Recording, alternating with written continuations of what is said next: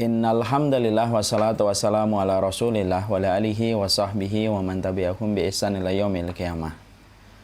Seluruh para penuntut ilmu, terkhusus pula kepada seluruh para pengurus di Majelis Taklim Sahabat Wijaya, semoga Allah senantiasa panjangkan umurnya di dalam ketaatan, dan semoga senantiasa kita diberikan petunjuk kebenaran, senantiasa kita dianugerahkan dengan Shiratal Mustaqim, sebuah jalan yang dilalui oleh para nabi, para rasul, dan para sahabat, berjalan istiqamah di atas jalan Shiratal Mustaqim.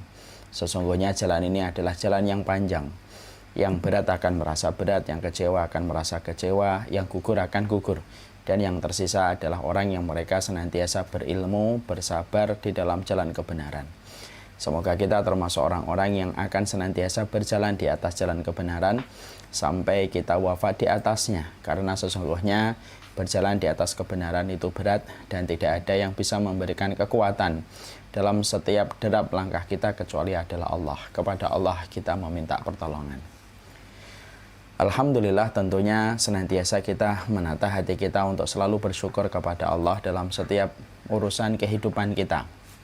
Walaupun berat kita rasakan, tetapi kita khawatir kalau kita tidak pandai menata hati kita untuk bersyukur, kadang-kadang kenikmatan itu kalau tidak disyukuri, menjadikan sensitivitas kita, hati kita terhadap kenikmatan itu menjadi hilang.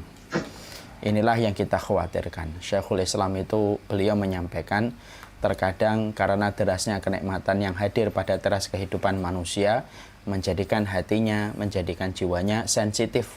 Sensitivitasnya terhadap kenikmatan dan kebaikan itu menjadi menguap dan sirna.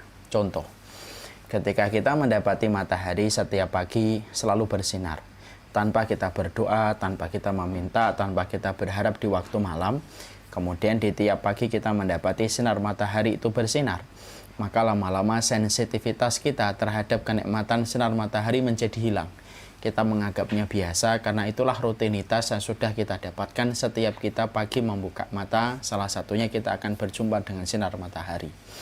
Dan itulah yang menjadi penyakit, karena inilah yang diinginkan oleh setan. Bagaimana hati kita menjadi dingin, hati kita menjadi tumpul untuk tidak sensitif terhadap nikmat yang Allah sudah berikan dalam kehidupan kita. Karena nikmat itu begitu gampang didapatkan. Nah, inilah yang menjadikan kita belajar dari apa yang disampaikan oleh Syekhul Islam Ibnu Taimiyah. Kita ini khawatir, kita ini takut. Kalaulah kita sering mendapatkan kenikmatan dengan mudah, mendapatkan kebaikan dari Allah begitu mudah, lalu lama-lama akhirnya sensitivitas kita terhadap kenikmatan dan kebaikan itu menjadi hilang dan menjadi sirna. Inilah pentingnya kenapa kita senantiasa saling menasihati di dalam kita bersyukur kepada Allah. Bukan hanya ketika dalam kondisi bahagia, tetapi dalam kondisi sempit ketika mendapatkan cobaan dan ujian. Karena sesungguhnya bersyukur itu merupakan ruh kehidupan iman yang tidak bisa dilepaskan di antara ruh kesabaran dalam kehidupan iman kita. Siapapun haruslah mereka bersyukur kepada Allah, karena kita tidak perlu 1000 mentari untuk memahami arti kesyukuran kita kepada Allah. Cukuplah sinar matahari yang kita dapatkan di waktu pagi pun sudah menjadikan kita sadar berapa banyak nikmat yang Allah berikan dalam kehidupan kita. Kepada Allah kita bersyukur dan kepadanya kita menggantungkan segala urusan kehidupan kita, dan semoga kita tidak pernah ditinggalkan oleh Allah walaupun sekejap mata. Kepada Allah kita bersyukur dan kepada Allah kita menggantungkan segala urusan kehidupan kita, dan semoga kita tidak pernah ditinggalkan oleh Allah walaupun sekejap mata. Amin insyaallah. Sahabat Wijaya yang semoga Allah rahmati dan Allah berkahi. Tentunya ketika kita bicara tentang keimanan, keimanan itu tidak hanya melulu membicarakan tentang sebuah ketaatan. Keimanan itu tidak hanya melulu membicarakan tentang sebuah ibadah, karena memang itu merupakan bagian dari cakupan keimanan, tetapi tidak menjadi satu-satunya. Ketika iman bicara itu selalu bicara tentang ibadah dan ketaatan. Salah satu di antara makna keimanan yang ada pada kehidupan kita yaitu adalah keimanan itu membicarakan bagaimana strategi-strategi yang dimiliki oleh strategi-strategi yang harus kita miliki untuk mematahkan jerat-jerat dan panah beracun yang dimiliki oleh setan. Karena setan itu ibarat pasukan yang memiliki senjata yang memadai dan mereka memiliki strategi yang luar biasa. Kalaulah hanya memenangkan Piala Eropa, kita melihat sebuah tim Contohnya Italia yang menjadi juara Piala Eropa tahun ini kalau tidak salah, walaupun saya nggak ngelihat. Tetapi perjalanan Italia ketika akan menjadi juara Eropa itu perjalanan yang cukup berdarah-darah. Anggaran besar-besaran diberikan untuk bagaimana supaya tim ini menjadi tim yang solid. Strategi dibuat supaya mampu untuk mengalahkan strategi-strategi tim-tim yang mereka hadapi. Di situ kita mengetahui itu baru permainan sepak bola. Sama pula dengan euforia yang hari ini kita dapati ketika kita mendapati emas dimenangkan di cabang bulu tangkis. Maka tentunya sang pelatih yang melatih dua pebulu tangkis kita ketika mendapatkan medali emas tentunya punya strategi. Strategi itu merupakan sebuah metode. Bagaimana kita mematahkan dan bagaimana kita mengalahkan strategi yang dimiliki musuh supaya kita mampu menjadi pemenang di antara perlombaan yang kita hadapi. Sama pula, kita juga harus paham kehidupan kita ibaratnya adalah merupakan bagian dari sebuah perlombaan. Perlombaan menuju kepada kebaikan, perlombaan menuju kepada surga seluas langit dan bumi. Dan ketika kita mengetahui ini adalah perlombaan yang Allah berikan kepada kita, supaya kita terus melakukan ketaatan, menjemput rahmat dan menjemput ridhanya Allah, tentunya kita harus mengetahui Allah mempersiapkan musuh yang siap menghadang kita ketika kita sedang berlari menuju kepada rahmatnya Allah. Berbagai macam cara, berbagai macam metode dimiliki setan, disebarkan di setiap jalan dalam perjalanan kita ketika ingin menuju kepada rahmatnya Allah. Dan itu yang menjadikan kita berat di dalam keimanan. Kita menghadapi setan, di mana setan itu berkolaborasi dengan berbagai macam hal, dengan satu tujuan, bagaimana menggagalkan kita sebagai pemenang, orang yang mendapatkan rahmatnya Allah ketika kita akan dimasukkan ke dalam rahmat dan surganya Allah. Nah, inilah yang menjadikan kita harus mengerti. Ketika kita ingin menjadi pemenang di hadapan Allah, berarti kita butuh kekuatan, kita butuh pertolongan, dan kita juga butuh strategi yang betul-betul mumpuni, supaya kita mampu untuk menghalau, supaya kita mampu mematahkan setiap jebakan-jebakan yang dimiliki oleh setan. Dan ini merupakan salah satu di antara cakupan keimanan dalam kehidupan kita. Sekali lagi, iman itu tidak hanya bicara keutamaan sholat duha. Sekali lagi, sesungguhnya keimanan itu tidak hanya bicara tentang masalah sholat taraweh dan keutamaan dzikir pagi, dzikir petang, dan sholat syuruk. Tapi termasuk di antara cakupan keimanan adalah apa strategi yang kita miliki ketika kita berjalan ataupun berlari menuju kepada Allah, ketika di hadapan kita ada setan yang terus tidak akan pernah bosan menaburkan seluruh jebakan supaya kita gagal melanjutkan perjalanan dan melanjutkan perlombaan, dan supaya kita betul-betul tidak menjadi juara dengan mendapatkan rahmatnya Allah. Ini yang perlu kita waspadai. Makanya mari kita buka di dalam salah satu perkataan, ya, bahwasanya matinya orang yang berilmu itu sesungguhnya lebih disenangi oleh setan daripada 1000 ahli ibadah. Sebagaimana kita juga mendapati Rasulullah SAW mengatakan, faqihun wahidun asyaddu ala syaitani min alfi abidin. Makanya kalau kita berilmu, kita mengetahui bagaimana strateginya setan, kita mempelajari, menghayati, menghadirkan betul di dalam hati kita, bukan hanya menjadi narasi, bukan hanya menjadi kumpulan informasi di otak dan di pikiran kita, tapi betul-betul kita hayati, kita renungi, kita perhatikan secara tulus, maka sesungguhnya kita harus mendapati bahwasanya ada salah satu hadis yang sahih yang disampaikan oleh Rasulullah SAW, bahwasanya beliau mengatakan faqihun wahidun asyaddu ala syaitani min alfi abidin. Sesungguhnya orang yang berilmu, satu orang, itu lebih susah dihadapi oleh setan daripada 1000 ahli ibadah. Dan inilah yang kemudian menjadikan kita jangan menjadi musuh yang direcehkan, dilemehkan oleh setan.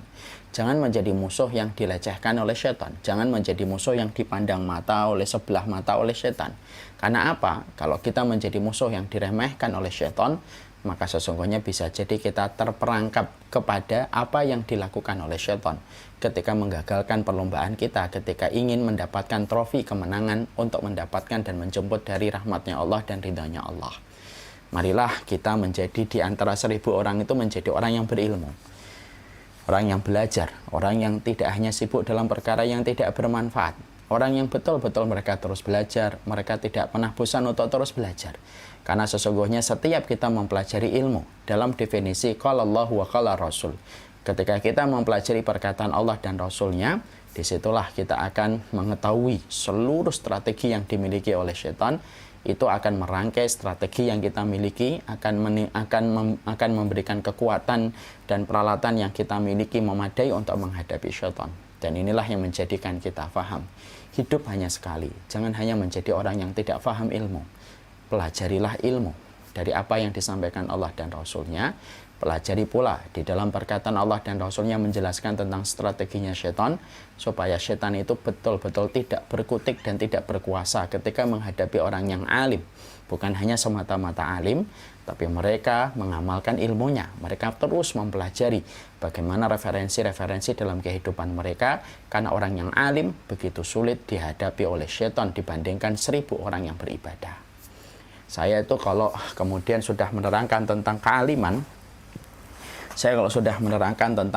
itu saya membayangkan kayak sebuah tronton, truk besar yang sedang mengangkut banyak pohon-pohon jati. Biasanya kalau kita di tol atau biasanya dari perhutani, kita sering melihat ada tronton besar yang membawa kayu-kayu kecil gitu ya. Nah, saya pernah menjumpai ada sebuah foto, ada tronton dengan membawa kayu-kayu kecil terjadi kecelakaan. Dia akhirnya terpelanting kemudinya dan menabrak sebuah pohon kokoh di pinggir jalan. Pohon jati yang sudah mungkin hidup ratusan tahun. Maka ditabrak gitu sama tronton tersebut. Maka seluruh yang dibawa tronton itu jatuh berserakan. Adapun kemudian kayu jati yang ditabrak sama tronton itu tidak menunduk, tidak sama sekali mundur walaupun cuma 1 inci.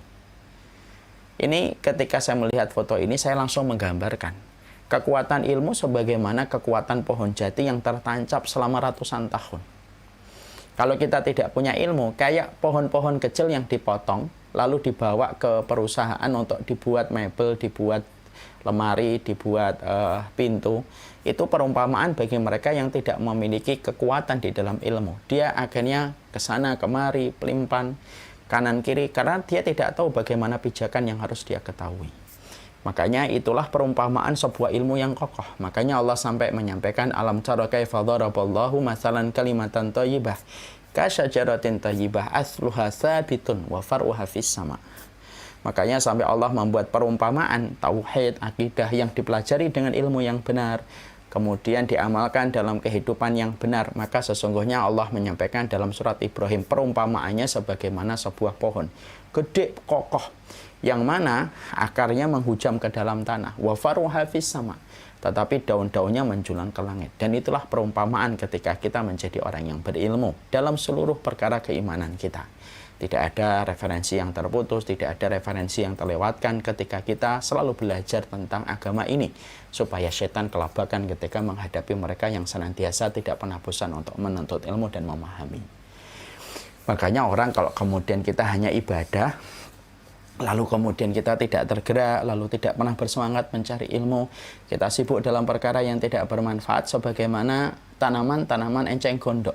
Mungkin tampaknya banyak, mungkin tampaknya menguasai di permukaan, tetapi ketika kita ambil, kita tarik, tidak ada yang bisa untuk menjadikan enceng gondok kuat ketika kita ambil dengan tangan kita, karena akarnya tidak menghujam ke tanah, akarnya hanya menghujam di permukaan air. Dan itulah perumpamaan orang yang beribadah tetapi mereka tidak memiliki ilmu. Nah, inilah yang menjadikan kita akhirnya memahami betapa pentingnya dalam kehidupan kita ketika kita harus paham apa itu strateginya setan. Kenapa kita membahas buku Strategi Menang Melawan Setan? Kenapa buku ini serialnya kita kaji, kita pelajari setiap waktunya dan setiap saatnya? Karena sesungguhnya kita paham menjadi orang yang berilmu bagaikan pohon yang kuat dan kokoh sebagaimana yang disampaikan oleh Allah. Dan sesungguhnya pohon yang kokoh ini tidak akan mudah dihadapi setan, dan siapapun yang mampu melampaui strategi yang dimiliki oleh setan karena kita sudah tahu strategi mereka dengan kita mempelajari, maka itulah yang akan menjadi sebab keberkahan dalam kehidupan kita untuk menjemput rahmatnya Allah dan ridhonya Allah. Nah, ini yang menjadi alasan kita untuk kita selalu ingat kenapa kita mempelajari serial ini sampai pada serial yang ke-6 pada kesempatan hari ini. Setelah kita mengetahui tentang perkara itu, di sisi yang lainnya juga kita harus paham. Menghadapi setan itu memang berat betul. Karena memang setan itu memiliki 1000 wajah yang hadir pada setiap perkara yang bisa menggagalkan perjalanan kita ketika meniti jalan kebenaran. Tentunya kita paham jalan kebenaran itu jauh betul. Tadi saya menyampaikan di awal, yang jenuh akan jenuh, yang kecewa akan kecewa, yang frustasi akan frustasi, yang mundur akan mundur. Karena jalan perjalanan kebenaran itu jauh. Memang kita tidak diwajibkan oleh Allah untuk sampai di ujung jalan kebenaran, tapi kita diperintahkan untuk mati di atas jalan kebenaran. Dan ini merupakan perkara yang berat, yang pasti kita akan hadapi sampai kita betul-betul menghadap kepada alam barzah ketika ditakdirkan ajal kita habis. Di mana kita beratnya itu apa? Karena setan itu memiliki 1000 wajah. Dan dia bisa hadir di mana saja. Yang kadang-kadang tidak kita ketahui menjerumuskan seseorang. Lalu bisa menjerumuskan orang lain pada sesuatu ketika dia memperdaya.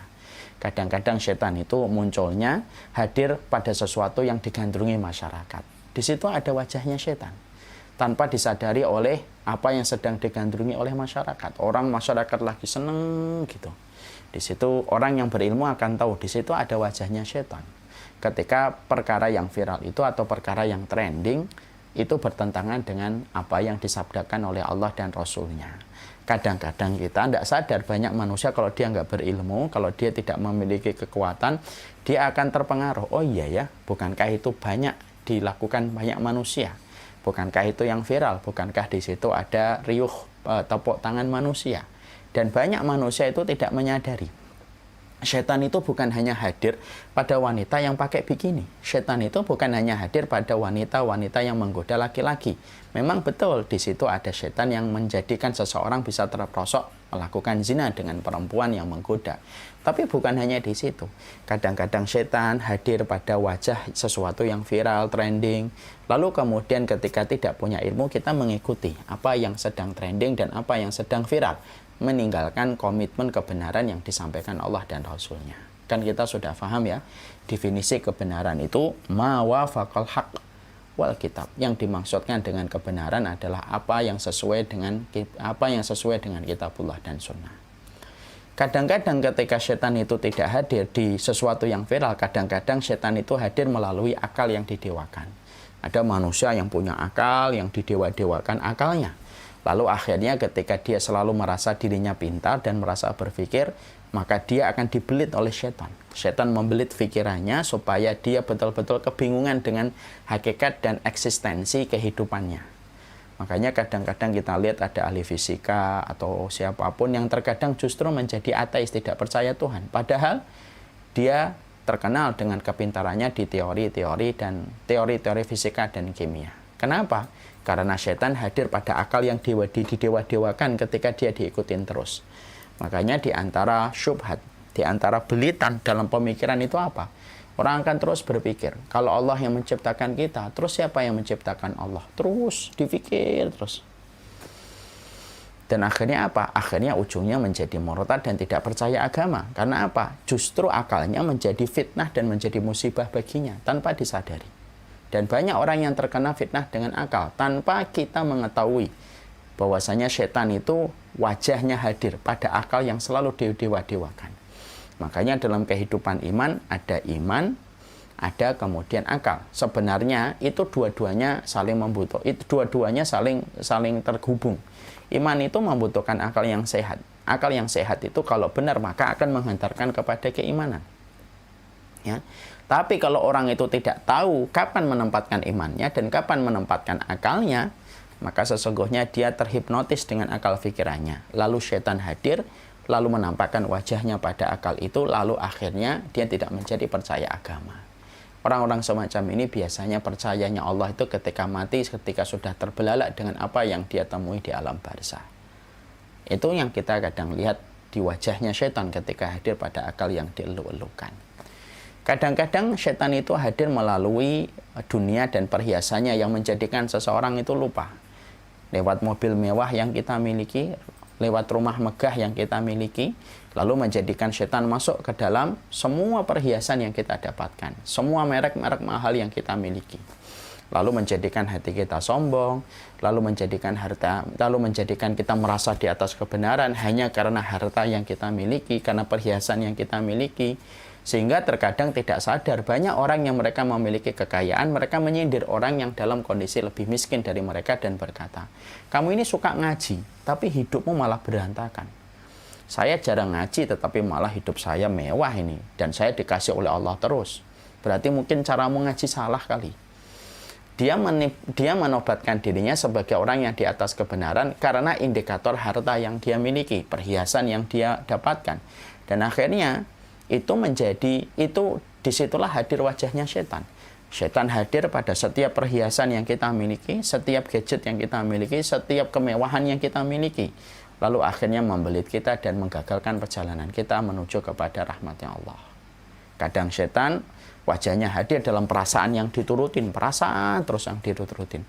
Dia hidupnya hanya ingin menenangkan perasaannya. Walaupun dia berkata, ini kata hati saya. Ya kan? Kadang-kadang setan itu pintar. Bagaimana manusia itu kebingungan untuk tidak bisa membedakan mana kata hati yang salim dan mana yang mengikuti perasaan. Kita juga kadang-kadang kan suka gitu. Kata hati saya begini. Emang kamu yakin hati kamu bersih? Emang kamu yakin hati kamu sudah basirah, mampu melihat apa yang dititipkan ilmunya oleh Allah? Emang kamu yakin hatimu sudah memiliki furqan? Kan begitu. Karena banyak orang yang mereka tidak sadar setan itu hadir pada hatinya. Lalu kemudian orang yang memiliki hati itu tidak sadar bahwasanya dia belum memiliki ilmu, dia belum memiliki kedekatan sama Allah. Tapi dia begitu gampang mengatakan, inilah kata hati saya. Kenapa kok ganti operasi kelamin? Nah, ini kata hati saya. Kenapa kok marah-marah? Menurut saya begini.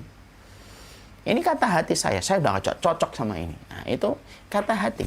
Tanpa kita sadari bahwasanya kata hati itu di situ ada wajahnya setan yang menjadikan kita akhirnya terbelenggu dan akhirnya menganggap itu bagian dari sebuah kebaikan. Padahal kita lupa, setan itu selalu menjadi penumpang gelap. Setan itu wajahnya di mana-mana kalau kita paham. Di perasaannya seorang perempuan, di perasaannya seorang laki-laki, di perasaannya setiap konflik yang terjadi, itu semuanya di situ ada wajahnya setan. Dan inilah yang kemudian menjadikan kita akhirnya memahami itulah setan dengan 1000 wajah. Ya. Setan itu bukan hanya nampak pada minuman khamr. Setan itu bukan hanya nampak ketika kita melihat orang yang tidak menutup aurat ketika berbikini. Bukan hanya itu. Jangan mendiskreditkan dan jangan meremehkan kekuatan setan, bahwasanya setan itu teritorial yang dimiliki itu terbatas. Jangan gitu. Kata Imam Ibnu Qayyim, salah kamu. Teritorialnya setan itu luas dalam seluruh lini kehidupan kita. Maaf. Ya, maaf. Bahkan terkadang musibah saja ada penumpang gelapnya, di situ ada wajahnya setan. Kok bisa, Ustaz? Iya, musibah itu menjadikan orang lupa terhadap nikmat yang Allah berikan lalu dia menggugat takdir. Itu pun di situ ada wajahnya setan. Nah, inilah yang menjadikan kita akhirnya paham. Kalau kita menyadari betapa banyaknya wajah setan dalam setiap keseharian kita, bukan hanya ketika kita baca Quran, bukan hanya ketika kita mau sholat Jumat, bukan hanya ketika kita sholat dan ketika berwudu, bukan hanya dalam rumah tangga. Semua perkara itu di situ ada wajahnya setan, karena setan itu memiliki 1001 wajah yang dipakai dalam setiap keadaan dengan satu niatan. Bagaimana menggelincirkan manusia dari jalan ketaatan dan jalan kebenaran. Kadang-kadang setan itu juga hadir di dalam kekuasaan yang menolak kebenaran, akhirnya menjadikan kekuasaan itu untuk memerangi kebenaran. Lah inilah yang menjadikan kita akhirnya paham, ya Allah ya, bahwasanya inilah yang menjadikan kita ngerti ketika setan itu memiliki 1000 wajah yang bisa hadir di setiap lini pada kehidupan kita. Lah inilah yang menjadikan kita akhirnya mengerti. Iman itu tidak selalu melulu tentang masalah ibadah. Tapi iman itu juga menuntut kita supaya kita faham, mengerti semua informasi yang disampaikan Allah dan Rasul-Nya. Di mana informasi ini disampaikan Allah dan Rasul-Nya dengan satu tujuan, supaya kita menjadi pemenang. Melawan musuh yang Allah sediakan dan Allah siapkan untuk kita, yaitu adalah syaitan. Nah, inilah yang tadi kita ingat apa yang disabdakan Rasulullah yang menjadi renungan refleksi untuk hati dan jiwa kita. Sesungguhnya setan itu kelabakan kalau menghadapi orang yang alim, ya, daripada menghadapi 1000 orang yang ahli ibadah. Nabi itu mengibaratkan satu alim dengan 1000 ahli ibadah. Ya, makanya Masya Allah, semoga dengan kita mengkaji itulah yang menjadikan akhirnya kita layak untuk menjadi musuhnya setan yang betul-betul berkualitas. Kemarin kemudian kita sudah menyampaikan tentang materi pada sebelumnya. Nah, pada sebelumnya kita pada halaman 42. Bagi yang memiliki buku PDF-nya, silahkan dibuka di dalam buku PDF-nya. Mari kita buka halaman ke-43. Bagi yang membawa buku, silahkan dibuka halaman 43. Sekarang yang kemudian menjadi perhatian kita yaitu adalah penjelasan di dalam halaman 43. Maka ketika tadi kita mengatakan dan menerangkan setan itu memiliki 1000 wajah yang bisa hadir di setiap tempat, bisa hadir di tempat yang viral dan trending, bisa hadir pada perbincangan kita supaya perbincangan kita sia-sia dan tidak lepas dari pembicaraan tentang masalah perempuan dan perempuan. Setan itu bisa hadir di dalam akal yang kita dewa-dewakan. Setan itu bisa hadir pada kekuasaan yang dimiliki oleh seseorang. Sekarang mari kita buka bagaimana setan dengan strategi berikutnya. Ada sebuah perkataan dari Al-Hasan bin Shalih. Ya, perkataan ini memberikan sebuah ilmu untuk kita. Bahwasanya setan itu sesungguhnya bisa membuka 99 pintu kebaikan untuk seorang hamba. Akan tetapi yang dituju dari 99 pintu kebaikan yang dibukakan setan, ujungnya adalah supaya hamba itu bisa melakukan dosa yang lebih parah daripada sebelumnya. Masya Allah ya. Ya. Jadi di sini kemudian kita mendapati setan itu kadang-kadang wajahnya tidak hanya hadir pada akal yang dielu-elukan dan didewa-dewakan. Setan itu kadang-kadang wajahnya tidak hanya hadir pada perasaan. Tapi kadang-kadang setan itu hadir. Setan itu kadang-kadang hadir. Dengan melakukan sebuah strategi, dia membuka 99 pintu kebaikan untuk manusia. Dibuka nih, dia dimudahkan untuk ini, dimudahkan untuk ini. Dibuka oleh setan. Setan melonggarkan dulu serangannya kepada seorang manusia, supaya manusia itu bisa beribadah. Setelah dia bisa beribadah, maka kemudian ditelingkup lagi oleh setan, dikelilingi oleh setan, supaya muara dari semua ibadah yang dilakukan itu bermuara kepada dosa. Masya Allah. Ini perkataan seorang ulama salafus salih, Al-Hasan bin Shalih. Maka kemudian di sini kita akhirnya harus kemudian mendapati inilah diantara kepintaran dalam tanda kutip yang dilakukan oleh setan. Ya. Makanya pandangan kita setelah kita mengkaji buku ini, pandangan kita tentunya tidak sama dengan orang awam. Orang awam hanya melihat bahwasanya setan menggoda kita untuk berzina dan minum alkohol, minum khamr. Tapi ternyata para ulama salaf tidak sesempit itu ketika menjelaskan teritorial yang dipakai oleh setan ketika menyesatkan manusia. Maka termasuk teritorial yang dipakai oleh setan ketika menyesatkan manusia itu apa? Terkadang setan itu membuka 99 pintu kebaikan, lalu dari 99 pintu kebaikan itu dijadikan, lalu dia diarahkan kepada satu perbuatan dosa. Mari kita bahas contoh kasusnya. Ada contoh kasus yang disampaikan di buku, ada contoh kasus yang saya lihat dengan apa yang menjadi realita. Kadang-kadang setan itu membukakan pintu kebaikan seseorang untuk meninggalkan khamr, untuk meninggalkan zina, untuk meninggalkan musik. Tapi setelah orang itu meninggalkan khamr, meninggalkan zina, meninggalkan musik, maka setelah kebaikan itu direngkuh oleh hatinya dan jiwanya, maka akhirnya setelah dia menikmati itu, dia tinggalkan itu, dibuat bagaimana dia berjalan di atas itu. Lalu setan datang supaya kemudian menjadikan hatinya sombong. Lalu kemudian dijadikan hatinya mencela manusia yang dianggapnya berseberangan dengan apa yang telah dia pelajari. Kadang-kadang setan itu begitu. Jadi setan itu kemudian akhirnya menjadikan seseorang itu semacam itu, sebagaimana perkataan dari Hasan bin Shalih tadi. Sering nggak kita jumpai ada orang ketika ngaji, kalau ditanya dulunya ngapain, dulunya masih di bank. Lalu kemudian meninggalkan. Bagus. Tapi setelah dia meninggalkan itu, apa yang terjadi? Dia menjadi sombong tanpa terasa. Lalu kemudian dia gampang remehkan orang. Lalu kemudian dia lecehkan orang yang belum bisa bersikap sebagaimana dirinya. Kesombongan memenuhi rongga-rongga kehidupannya. Lalu dia rendahkan, lalu dia cela, lalu kemudian dia hujat orang-orang yang mungkin belum bisa mengikuti apa yang menjadi langkahnya. Itulah yang dimaksudkan dari perkataan Hasan bin Shalih. Perkataan ini nyata ternyata. Dan kita sering jumpai. Pernah nggak kita jumpai ada orang, mungkin dulunya jadi artis, mungkin nggak terlalu terkenal gitu, mungkin suka minum khamr, suka zina, mungkin pernah kemudian berzina gitu. Mungkin dia masih main musik gitu. Tapi setelah kemudian dia masuk dan meninggalkan itu semuanya, lalu kemudian tidak sadar, lalu menjadi sombong. Lalu dalam setiap postingannya dia mencela orang, menghujat orang, merendahkan fulan, bahkan dia berani untuk kemudian memposisikan dirinya sebagai orang-orang yang mencela orang-orang yang beriman tanpa dia ketahui bagaimana akar dasar ilmu yang dia miliki. Nggak punya akar keilmuan sama sekali, tapi menempatkan dirinya sebagaimana ulama besar hanya karena meninggalkan khamar dan meninggalkan musik. Lalu secara tidak langsung menobatkan dirinya sebagai seorang ulama. Lalu digelar karpet merah orang untuk mengikuti dan mengeluh-ngeluhkan apa yang telah dilakukan. Memang begitu. Memang begitulah caranya setan. Ini bisa masuk ke siapa saja. Makanya sebagaimana kisah nyata yang terjadi di dalam buku yang disampaikan oleh penulis. Penulis menyampaikan pernah mengenal seorang peruqyah yang asalnya baik, ruqyahnya syariah, sampai ketika pada satu waktu dia meruqyah. Pada satu waktu ketika dia meruqyah, lalu kemudian dia tertipu dengan muslihatnya setan yang ada pada tubuh orang yang diruqyah. Setan dan jin itu menawarkan bagaimana win-win solution kepada yang meruqyah itu. Dia akan berkhidmah kepada peruqyah itu. Sampai akhirnya peruqyah itu tidak sadar dan akhirnya menjadi dukun.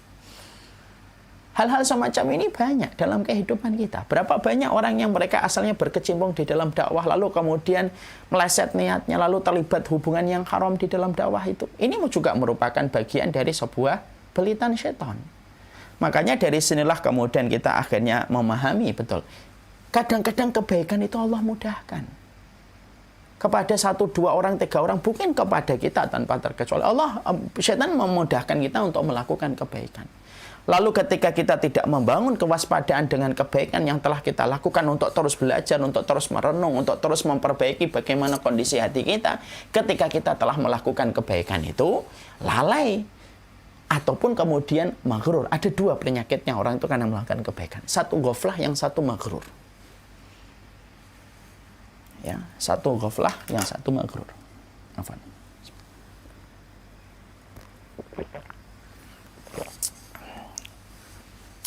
Jadi kemudian terkadang orang itu ketika sudah melakukan kebaikan itu mereka ghaflah. Ghaflah itu lalai dia. Lalai terhadap penjagaan dari kebaikan yang dia lakukan. Akhirnya apa? Lalu dia merespon bisikan setan yang terkadang setan itu ketika membisikkan sesuatu kadang kayak sebuah nasihat yang indah. Kan gitu. Ini lakum nasihum mubin, kan perkataannya setan kan gitu. Saya ini penasehat yang nyata untuk kalian. Tapi nasihat yang disampaikan setan itu nasihat yang sangat buruk untuk menjauhkan kita dari kebenaran.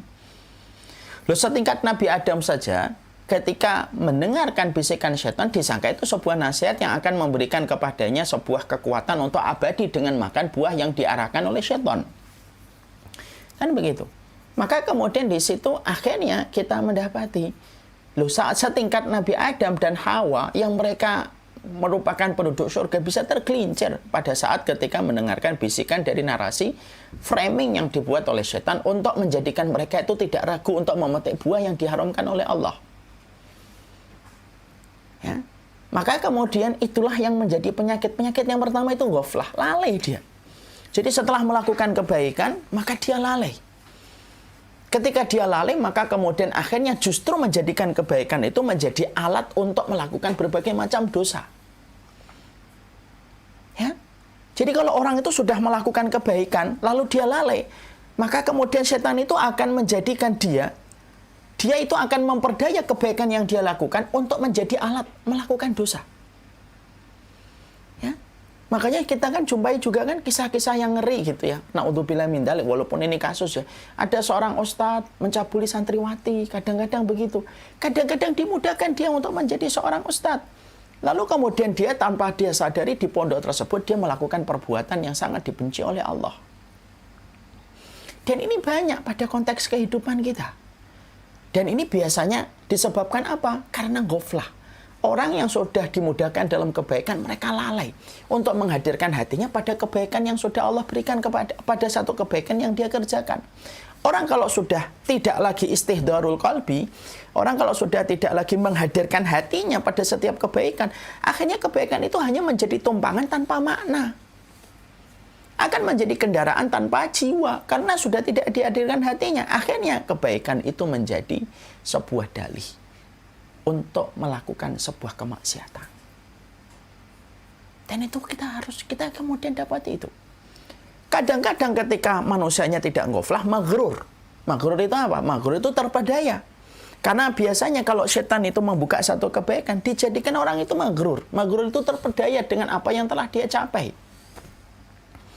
Ketika dia telah berada pada posisi maghrur, terpedaya dengan amalnya, mu'jab binafsihi, dia itu menjadi orang yang kagum terhadap dirinya sendiri, maka akhirnya berbagai macam keburukan itu dibuka oleh setan, dimulai dari sebuah pintu yang bernama maghrur. Orang dibuat terpedaya dengan pesona apa yang telah dilakukan. Orang itu dibuat bagaimana dia itu terpedaya dengan semua wangi-wangi ketaatan yang dia lakukan. Lalu dijadikan setelah dia menjadi maghrur, dia melakukan tindakan-tindakan yang dibenci oleh Allah. Kesombongan, menghujat orang, mencela orang, dan lain sebagainya. Yang tanpa dia sadari pada saat itu dia telah menjadi pecundang dia telah menjadi pecundang di hadapan syaitan. Nah inilah yang menjadikan kita ngeri kan? Dengan kita mengkaji kitab ini, akhirnya kita paham, ya Allah, ya Rabb, betapa mengerikannya strategi yang dibuat oleh setan. Wajahnya setan ada di mana-mana. Hadir di perasaan kita, di akal kita, di logika kita.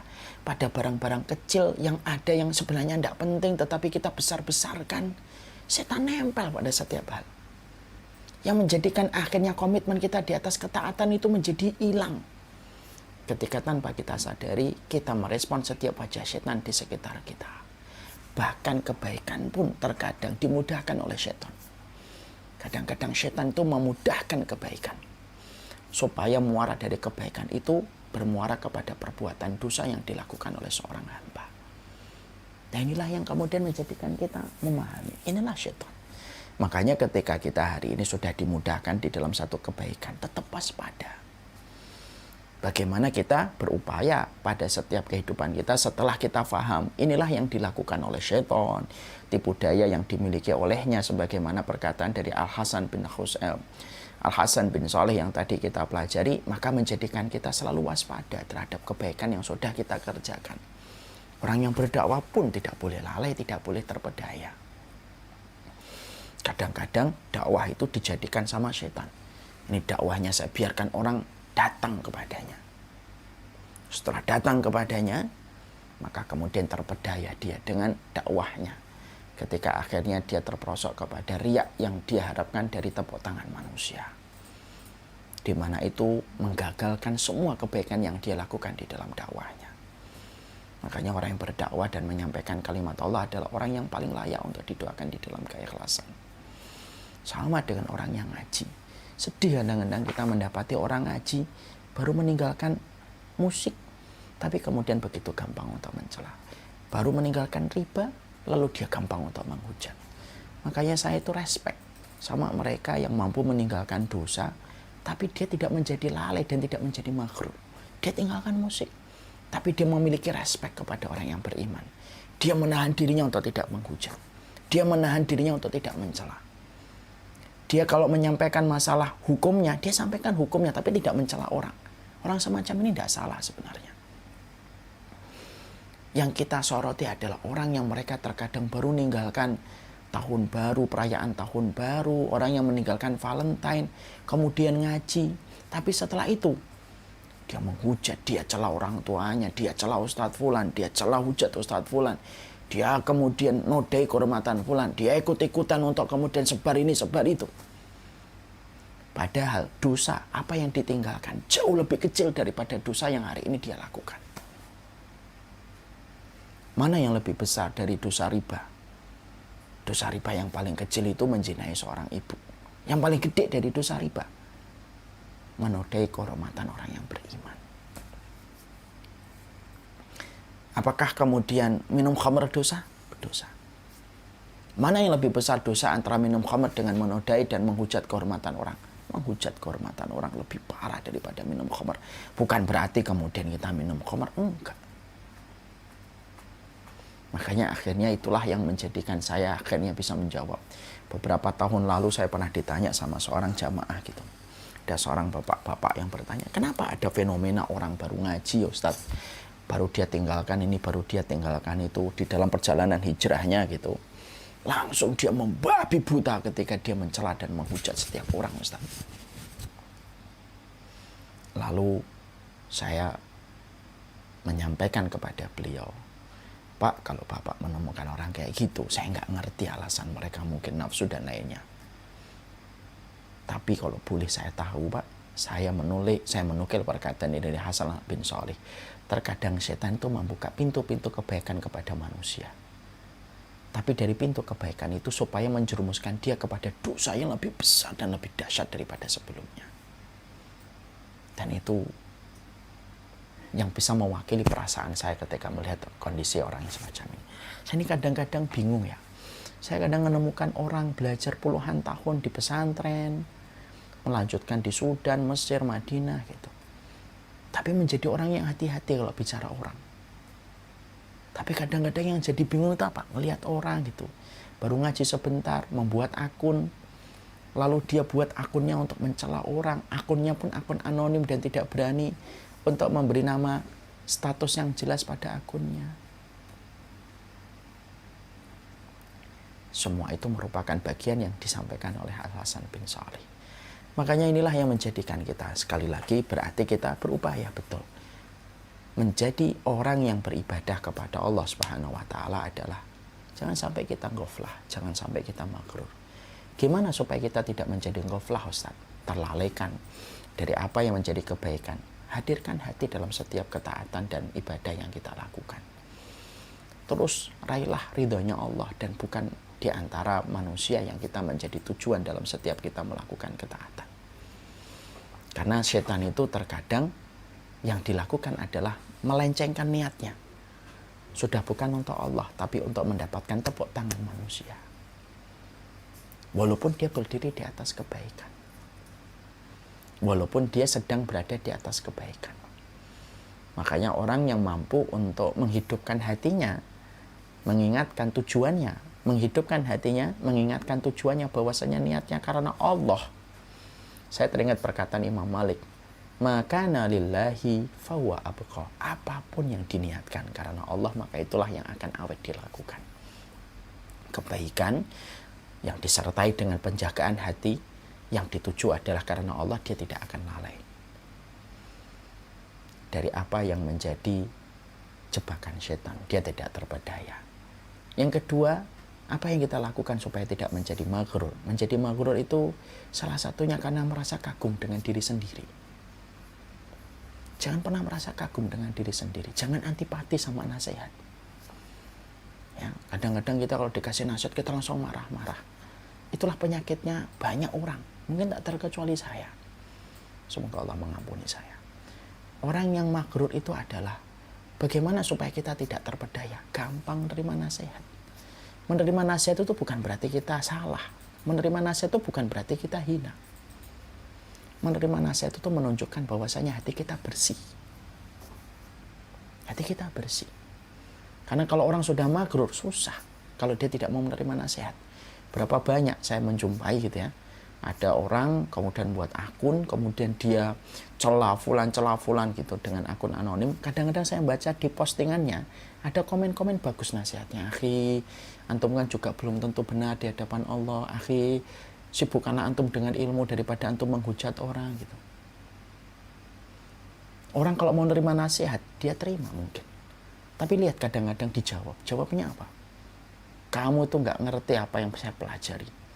Ini adalah bagian dari kebenaran. Sudah menjadi sombong. Dan akhirnya menjadi maghrur. Makanya inilah yang menjadikan kita dalam setiap keharian kita. Supaya tidak menjadi ghaflah, supaya tidak menjadi maghrur.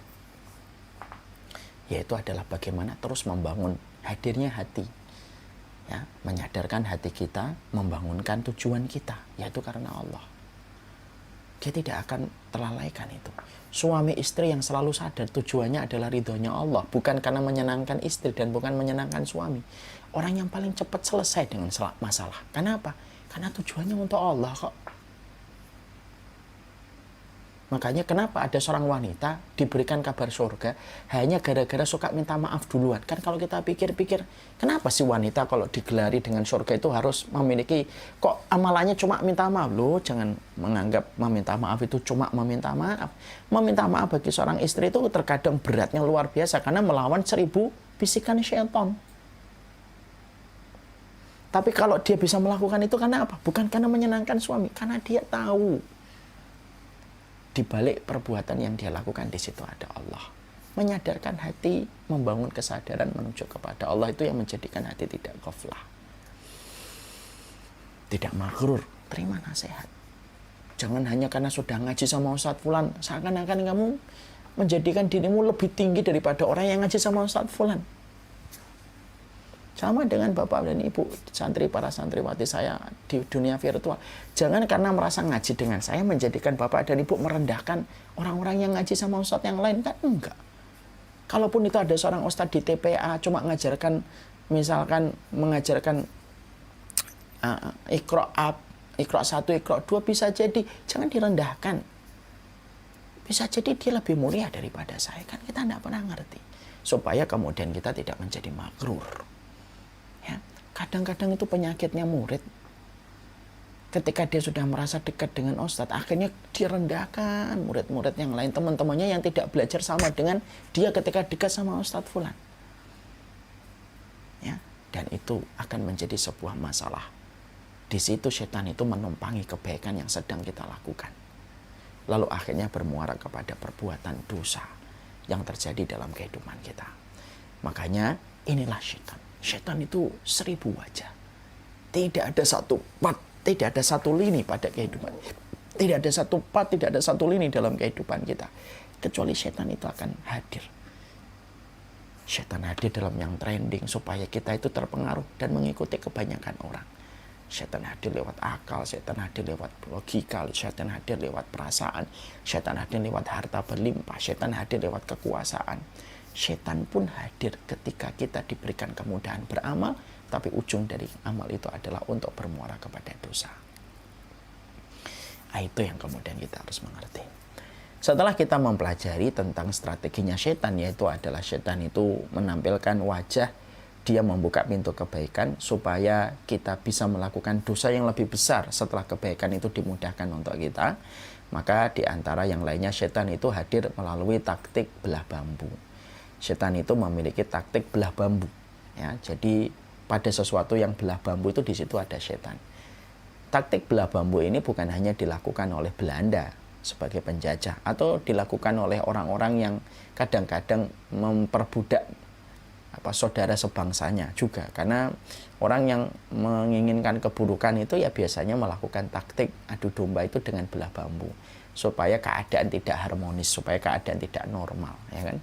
Makanya saya kadang-kadang khawatir jangan-jangan kondisi kita yang berlarut-larut kayak gini karena ada yang mengadu domba sebagaimana taktik belah bambu. Nah, itu yang kita sering dapati dari setan-setan berwujud manusia. Sekarang ketika setan itu diterangkan, dia itu berwujud sebagaimana strategi belah bambu, itu maksudnya apa? Ini yang akan kita jelaskan dalam pertemuan kita berikutnya. Semoga Allah merahmati kita. Bersama dengan sahabat Wijaya kita terus mengkaji menang melawan setan. Dan kalau tidak salah ini pertemuan keberapa ya Mas? Pertemuan yang ke-6 ya? Pertemuan ke-6 kita. Pertemuan ke-9 kita ya. Pertemuan ke-9 pembahasan buku Menang Melawan Setan. Wassalamualaikum warahmatullahi wabarakatuh. Walhamdulillahirabbil alamin. Saya serahkan kembali kepada Mas Sigit.